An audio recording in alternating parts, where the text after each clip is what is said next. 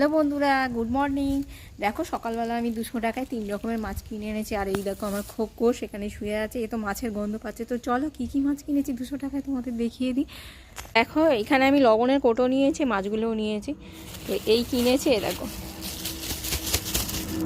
এই 4টে ট্যাংরা মাছ নিয়েছে তোমার 650 টাকা করে কেজি, 200 গ্রাম ওজন হয়েছে। তো এটাকে আমি একটু লবণ মাখিয়ে রাখবো, গায়ে হরহরনিটা চলে যাবে বলে।